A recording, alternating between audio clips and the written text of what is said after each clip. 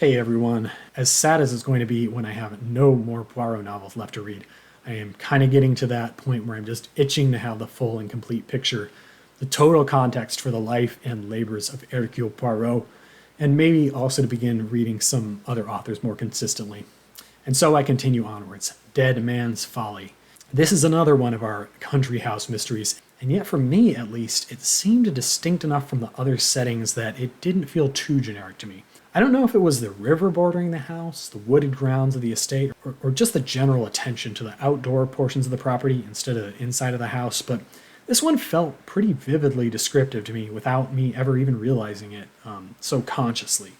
Just to underscore what I mean, when I watched the David Suchet TV adaptation of this mystery, I was really struck by how, unlike some of the other Poirot mysteries, in this case my whole impressions, my mental imagery of Nass, the estate, they were pretty much perfectly in line with the way that the directors there chose to interpret it.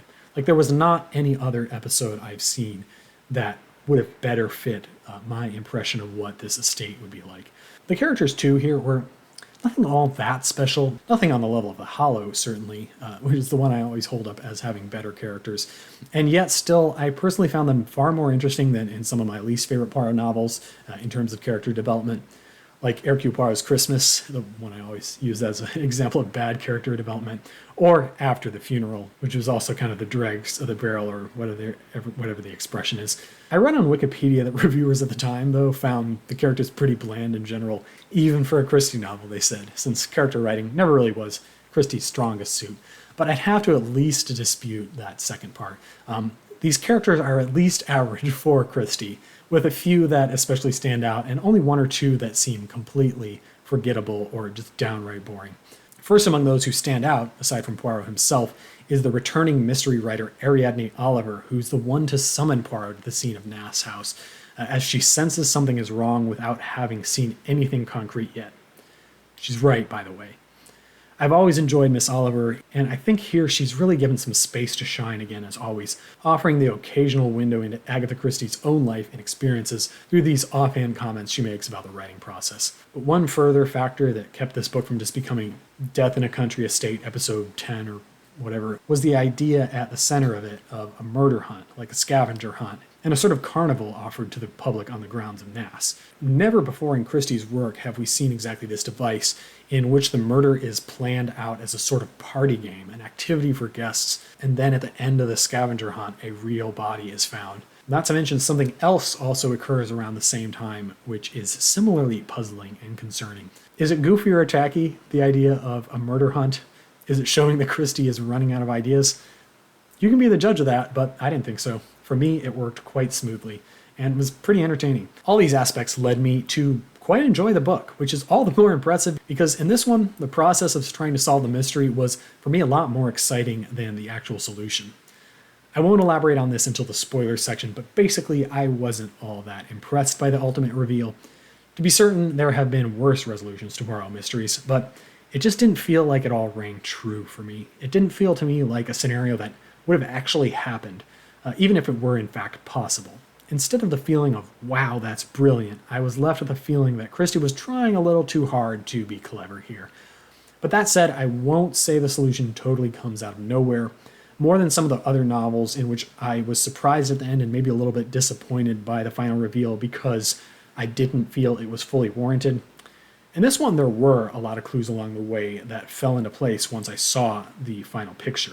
Maybe the biggest trouble here for would-be solvers is that there are just so many red herrings and possible trains of thinking that the problem seems to pretty quickly just become intractable, leading to a fun time speculating along with the characters about what could have happened or working out some of the little details.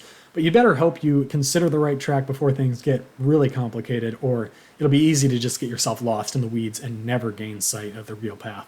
And actually, one minor criticism I had of this one is that once most of the real information is already out on the table, once most of the things have happened that are going to happen, it really takes quite a while from there to get to the punchline. I mean, I just remember at one point having the sense that things were coming together and we'd soon get the answer, but then I looked and saw I still had an hour and a half left in the audiobook before the ending, meaning at least an additional hour of investigation and speculation.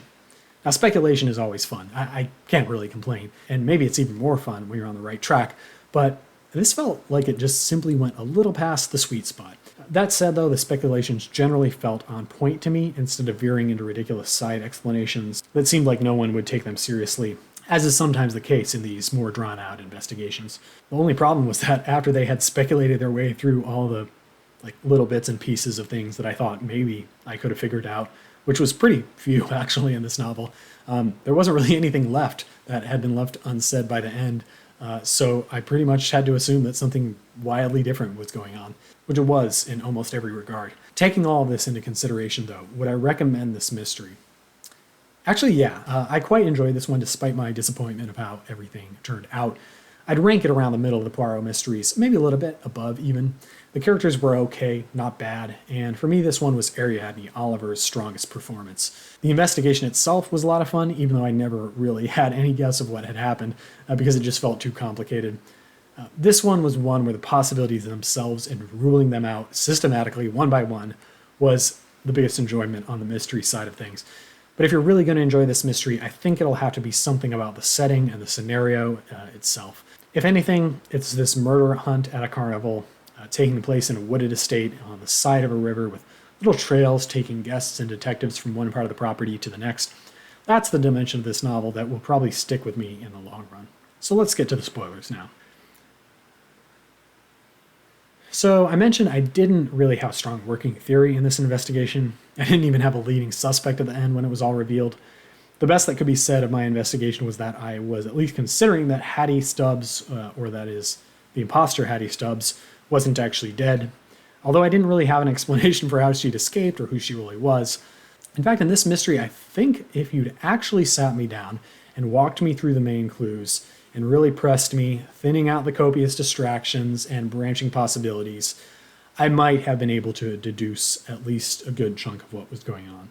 Much more than I was able to with a barrage of distractions going on that really kept stealing the show.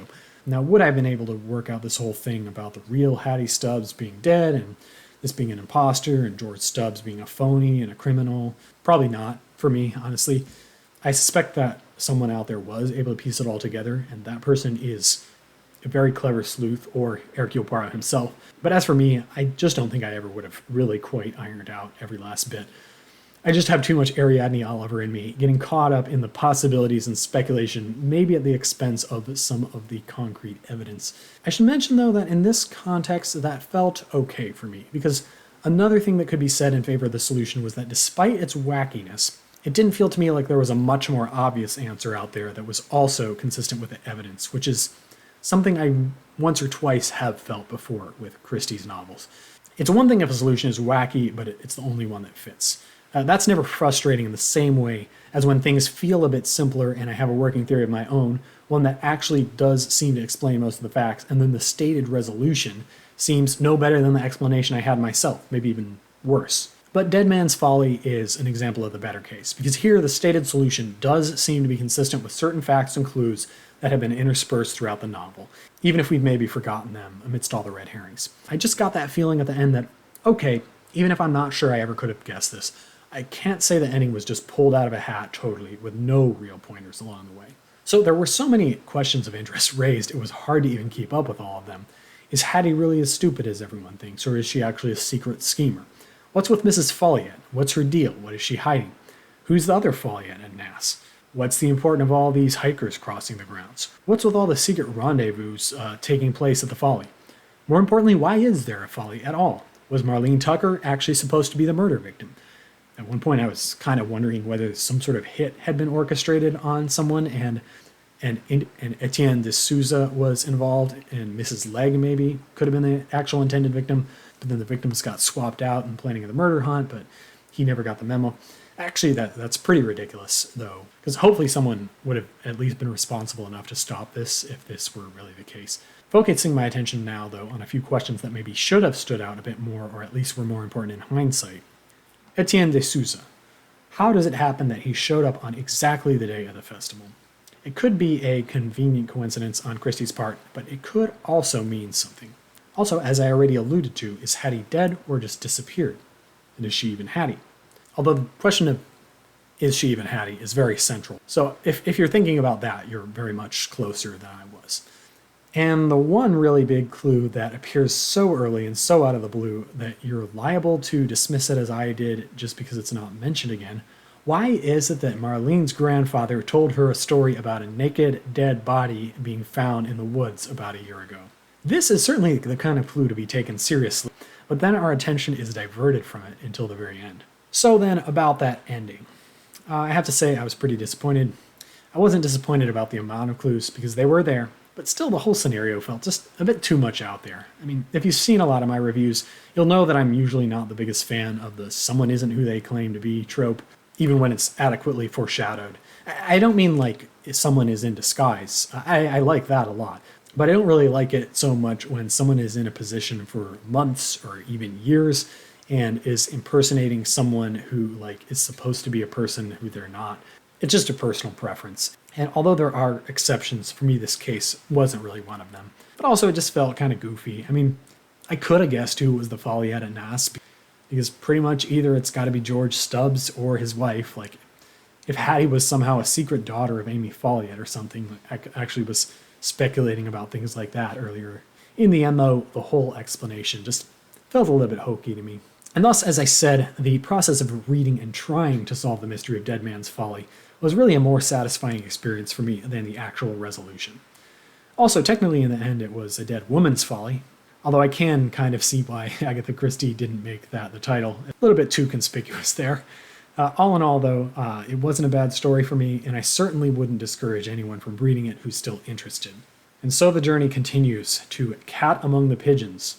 Okay, actually, for me, the next one is going to be probably Hickory Dickory Dock, since I skipped over that one temporarily, but I think for the sake of chronology, I'll refrain from posting that review until I've got that one done too. Until then, happy reading.